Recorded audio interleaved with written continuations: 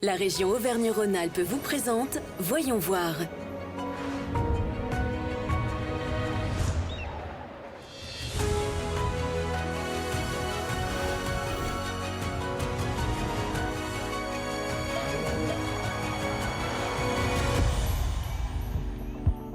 Cette semaine, Voyons voir s'intéresse aux sites touristiques emblématiques de la région. Disséminés sur l'ensemble du territoire, ils sont des locomotives pour l'attractivité touristique. La région Auvergne-Rhône-Alpes a donc choisi de les accompagner à travers un soutien financier, mais aussi la création d'une mise en réseau afin qu'ensemble ils développent leur image et leur notoriété.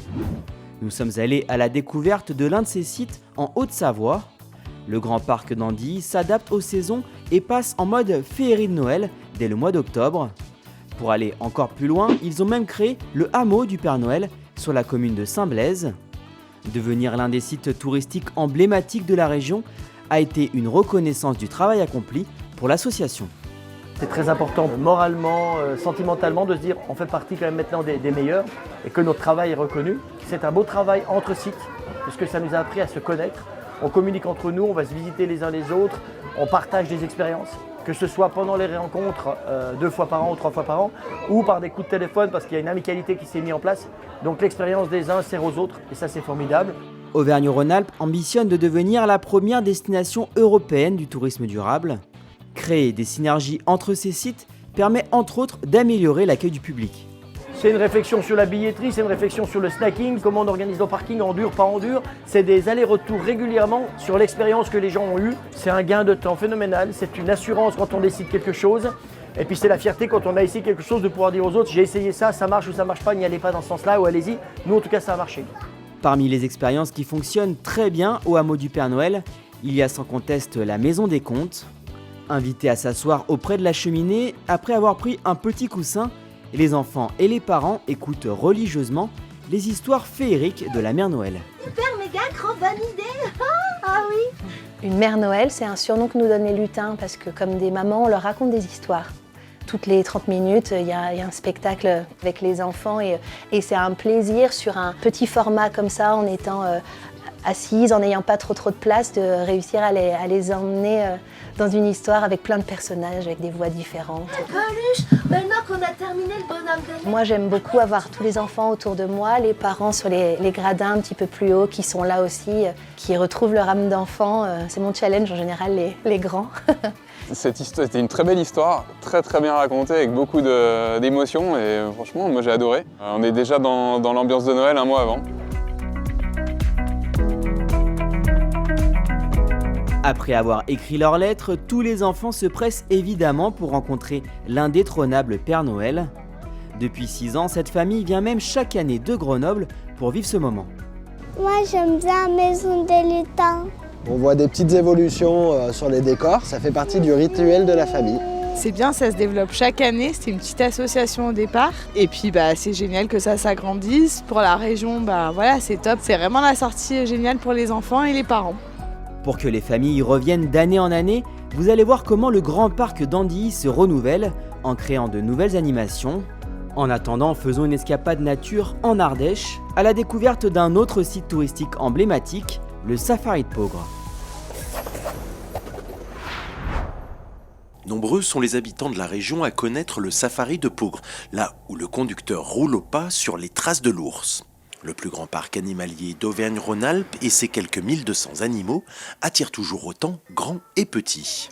Et depuis 3 ans, le parc propose un parcours bis, féerique imaginé pour les familles à la tombée de la nuit. Les lumières sauvages, une balade d'1h15 autour de centaines de sculptures lumineuses confectionnées de manière traditionnelle par des artisans chinois et imaginées par les équipes du parc. Pas longtemps qu'on a ouvert, mais on voit déjà que ça fonctionne très bien. On avait mis une règle du jeu, c'était de partager, de se rappeler des histoires de notre enfance et les partager soit avec nos enfants, avec nos parents. Et effectivement, ça fonctionne très bien puisque on entend beaucoup des bouts d'histoire quand on se balade dans les allées. Et même, j'ai même entendu des grands-parents avec leurs petits-enfants réciter une fable de La Fontaine. Du dragon au monde aquatique, toutes ces sculptures sont animées de lumière. Et grâce à la technologie LED, la consommation en énergie de ce festival, très faible, ne représente qu'1% de la production des panneaux photovoltaïques installés sur le parc.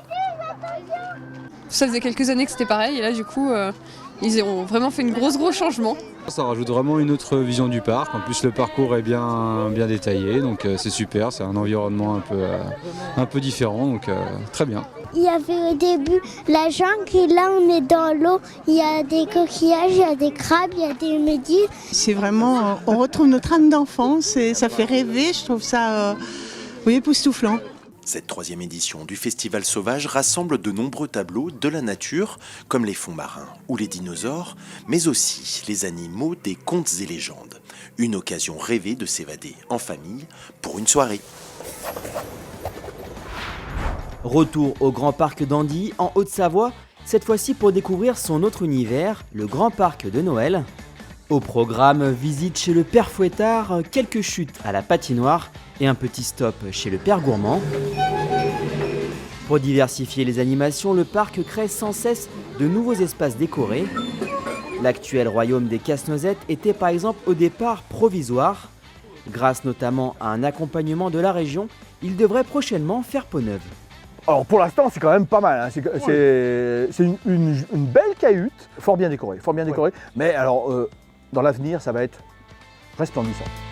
C'est vrai que l'idée c'est de leur faire une vraie belle et grande maison. On se dit que la région et notamment le service touristique de la région croit aussi en nos projets puisqu'ils nous accompagnent. On a une chouette équipe qui nous suit et qui nous guide. Ouais. C'est non négligeable aussi, c'est aussi un soutien financier mais effectivement en communication mais même humain finalement. L'un des secrets du parc d'Andy, c'est la polyvalence des profils et des personnages. Quand Barnabé n'est pas dans la confrérie des casse-noisettes, il incarne le méchant Monsieur Scrooge, un banquier avare adapté du conte de Charles Dickens, Un chant de Noël. Voilà 3 jours que vous n'avez pas chauffé. Vous pouvez mettre un petit peu de charbon dans le poêle. Mais évidemment, la morale et la magie de Noël ne sont jamais bien loin pour finir sur une bonne note. Dans chaque activité et sur chaque décor, les détails sont partout et les parents prennent autant de plaisir que les enfants. On est déjà venu il y a 2 ans et de voir les yeux de nos enfants briller, c'est toujours plaisant et nous on brille à travers eux. Si vous avez aimé le Grand Parc d'Andy, vous apprécierez sûrement les autres sites touristiques emblématiques de la région et il y en a forcément un près de chez vous. La région Auvergne-Rhône-Alpes vous a présenté Voyons voir.